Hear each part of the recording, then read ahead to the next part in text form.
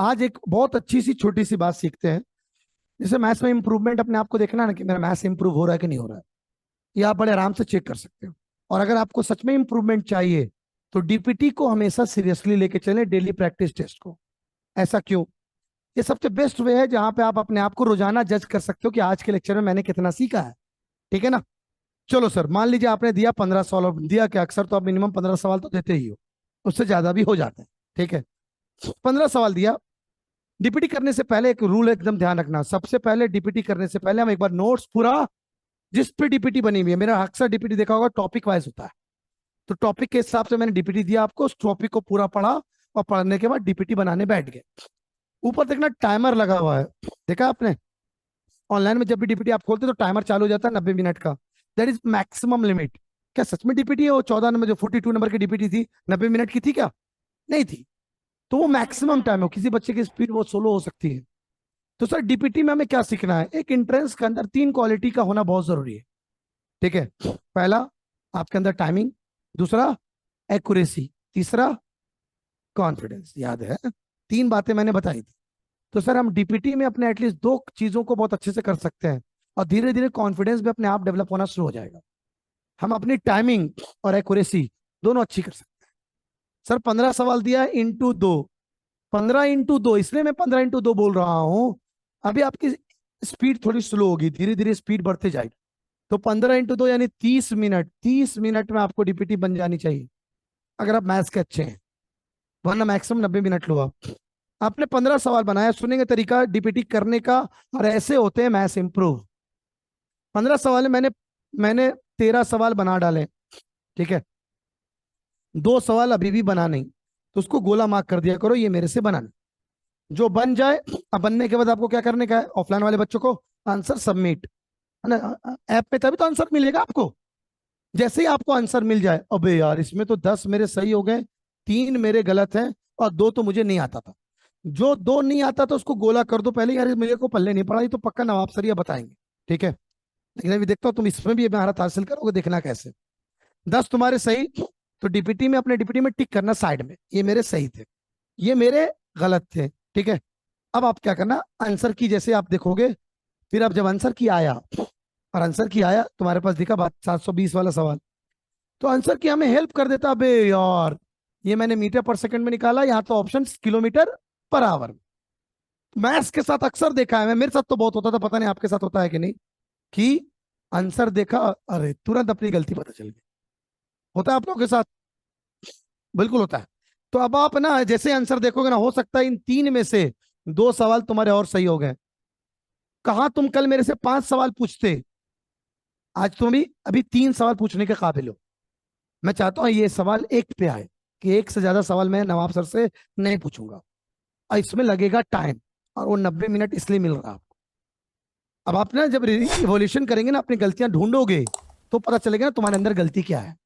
ठीक है, अच्छा कितने लोग हैं ऑनलाइन में भी, इसलिए डीपीटी का आंसर पहले नहीं देता हूं मैं, कितने लोग हैं जिनके साथ ऐसा होता है कि मैं मैथ्स का एक्सरसाइज करने बैठा, ठीक है, और हुआ क्या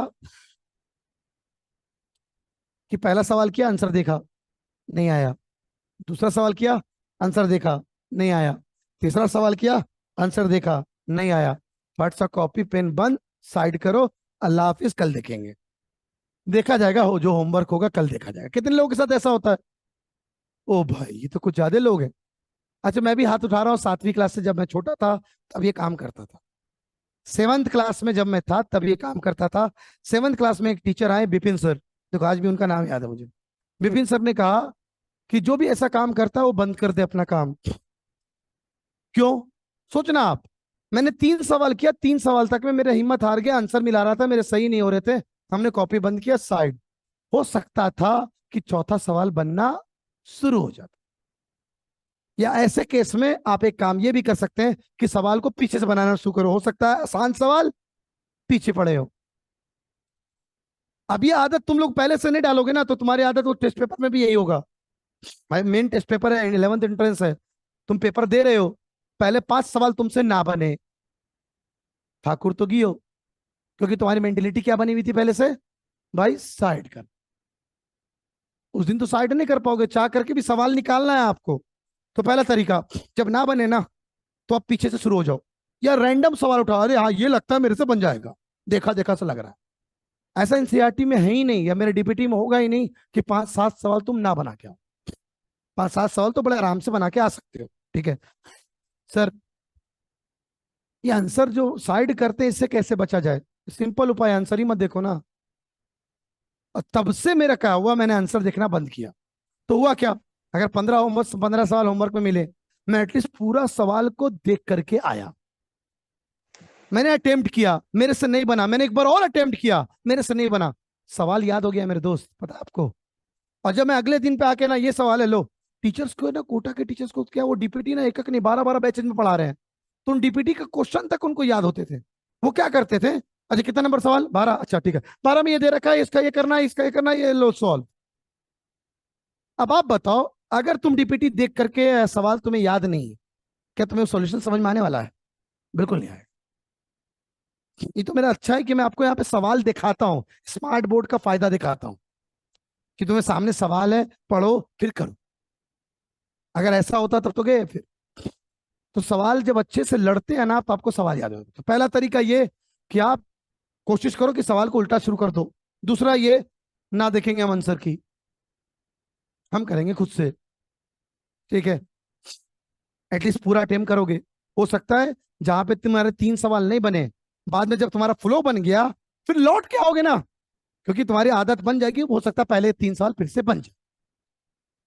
तो आज से हम प्रतिज्ञा करते हैं, चलो प्रतिज्ञा करो सब। हम प्रतिज्ञा करते हैं कि आज से मैथ्स हो या साइंस हो या फिजिक्स हो या केमिस्ट्री हो, हम उसका आंसर जब तक पूरा नहीं बना लेंगे, हम उसका आंसर बता दे रहा हूं। अगर तुमने प्रतिज्ञा तोड़ा, चौथी बीवी किसी और के साथ भाग जाएगी, बता दे रहा हूं। ठीक है, कह रहा कम से कम आमीन, खुश तो हूं, 4 शादी तो होगी है फहद। ऐश्वर्या राय की तो हो गई है। ठीक है भाई, इधर ध्यान देंगे। तो बात मैं यही कर रहा था, एक बार तुम ट्राई करो। लेकिन अब एक बहुत अच्छी बात है जो तुम्हें बताना बाकी है, मैथ्स को और इंप्रूव कैसे करता है। मैथ्स को इंसान, अगर उसको इंटरेस्ट जग गया है, वो अपने मैथ्स को खुद इंप्रूव करता है। कैसे? ये जो तुम्हारा 2 सवाल, 3 में से 2 तुम्हारे सही हो गए ना, अभी भी तुम्हारे 1 सवाल ऐसे हैं जो तुमसे नहीं बना। ठीक है, 2 तो पक्का है तुमसे नहीं बना। 1 सवाल ऐसा जो तुमने बनाया था लेकिन तुम्हारा आंसर नहीं आ रहा था। लेकिन लाइबा, तुमने पता नहीं तुमने कभी किया है कि नहीं ऐसा काम। इस सवाल को तुम अगले पेज पे दोबारा बनाना। सुन तो लो, अगले पेज पे दोबारा बनाना। जो गलती तुमने अभी किया ना, हो सकता है वो सेम गलती रिपीट करो जैसे मेरे साथ था। 2 2 + 3 लो, कभी 6 लिख दिया, और 2 × 3 लो 5 लिख दिया। होता है किसी के साथ ऐसी गलती?